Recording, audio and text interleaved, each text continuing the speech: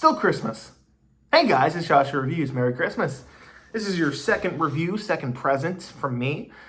Today we're going to be talking about Home Alone 2. Who would have thought? Okay. So, a lot of people are kind of on the fence about this movie. Some people really like this movie. Some people really don't. I remember as a kid, I saw this movie at Target and I was like, they made a sequel to Home Alone? I never knew that. And I immediately was like, I need to watch this. And then I actually processed the title, Lost in New York. That is the best sequel concept I think I've ever...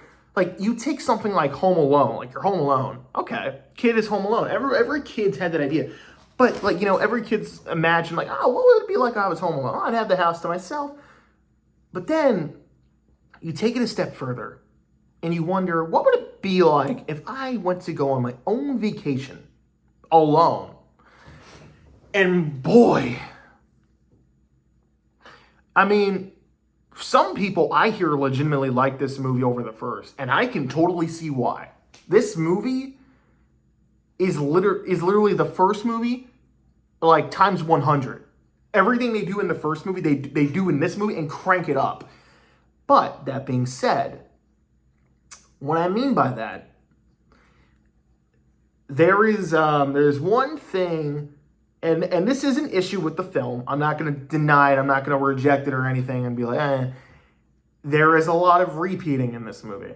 And when I say a lot, I mean a lot. I think even Macaulay Culkin and the director, it's not Chris Columbus, is it? It might be. Whatever. But yeah, there is a lot. So, okay, for example, right? In the first movie, we have the old man, who shovels the sidewalk. And, Kevin McAllister at first is scared of him and then befriends him. In this movie, it's an old lady with a bunch of pigeons. And they go through the exact same lesson. The exact same scenarios happen. Kevin McAllister in the first one watches angels with filthy souls. In this one, he watches angels with with even filthier souls.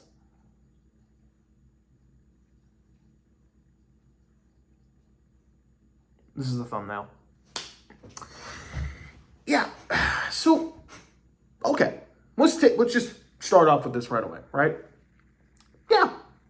It's a legitimate criticism. Yeah, this movie repeats a lot of the original. In fact, it does a lot of repeating. So much, in fact, that I think in some ways it could be looked at as distracting. So I understand that people don't like this movie for that exact reason. That being said, you're all wrong. This movie's amazing. Yeah, I love this movie. I am strictly biased, but all jokes aside, I totally get it if you don't like this movie. But that being said, here's why I love it. First of all, yes, there's a lot of repeating, but there isn't in like certain areas, right? Like, for example, Kevin McAllister, he learned his lesson. He learned to love his family. He learned to appreciate them even when he doesn't. But in this movie, almost the same thing happens, right? He gets into a fight with his family, and, they kind of jokingly say, well, you got your wish last year, maybe you'll get it again this year.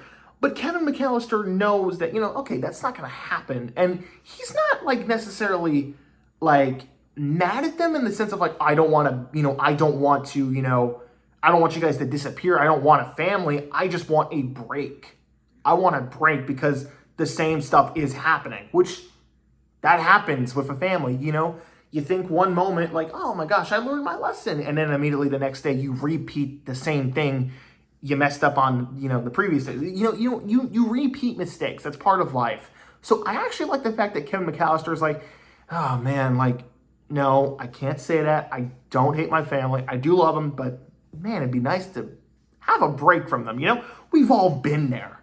Come on, we've all been there, guys. Whether you like to admit it or not, we've all been there. So Kevin McAllister's like, I just want to go on a vacation. I want to go to New York.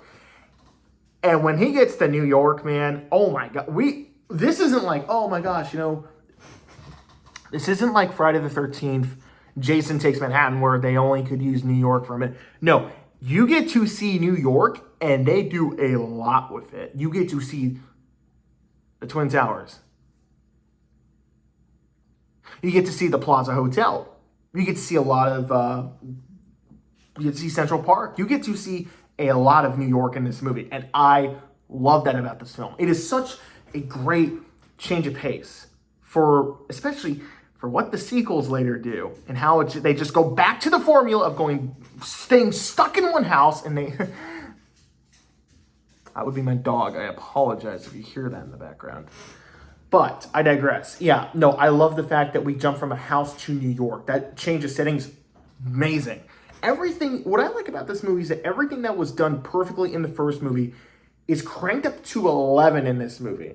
And when I say cranked up to 11, like they do a lot with the scenarios and, situation. Like, for example, Kevin McAllister's just having fun. I'm talking the character, not like the movie or whatever, like the character, right? He's like, I know, I should be with my family, but I'm in New York. I have my dad's credit card. I can just have as much fun as I want. So he does that. He looks at this as like a luxury, not really thinking of the consequences because he's a real kid. He is a real kid. I don't view him as a character. This is how I believe a kid would react. Obviously, the scenario is a little out there and this wouldn't happen like it happens in the movie, but also this was the 90s and some of the things that they, for example, like when Kevin McAllister gets on the wrong plane and they say, board him, but make sure, he gets on with his family. It's like, okay, this is before 9/11 and they did, searches and stuff like that. So I totally understand that. So certain stuff like that, I can okay, yeah, that makes sense.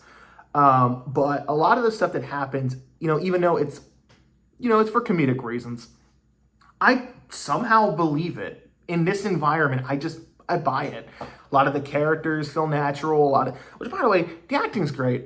That goes without saying. I know some people really like to think that Macaulay Culkin phoned in this performance in particular because he became a really big child star.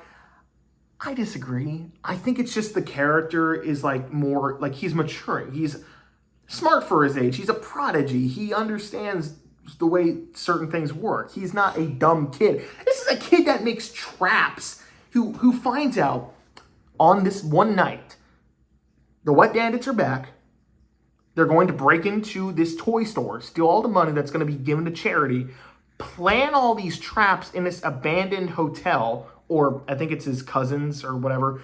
I forget that. His dad's brother or whatever. Anyways, but he plans all these traps for the Wet Bandits, takes a picture, sets up all these traps outside, and then they finally get inside and it's like, this is one smart kid. None of this would happen in real life, but in the environment and the characters, because they're so believable, I almost believe the situation they're in until, it gets to the part where he's throwing bricks and then I'm reminded, oh yeah, this is slapstick, and oh my god, dude. If you thought the traps in the first movie were funny, oh my god, the traps in this movie are hysterical. Dude, the fucking brick throwing scene is one of the funniest scenes in these two movies. It is so funny. I feel so bad. He's just mocking Kevin, throw another brick. And then he throws more and more bricks. And he just keeps getting hit. I think it's Marv that keeps getting hit. I feel so damn bad. Yeah, it's Marv. I feel so bad for Marv. And Harry's just he doesn't understand. His best friend's getting hurt. He should be dead. And he's getting hit with the fourth brick. And it's hilarious. Then when fucking Marv is getting electrocuted and he turns into a skeleton. That scene is so fucking stupid. I can't help but laugh, man. A lot of the scenarios in this film are just so wacky and out there, but so funny and perfectly timed that I just have a blast when I'm watching this movie, man. Yeah, I get it. There's a lot of repeating. I get, they learn almost the same lesson they do in the first movie. I get it. But this movie, I feel isn't trying to...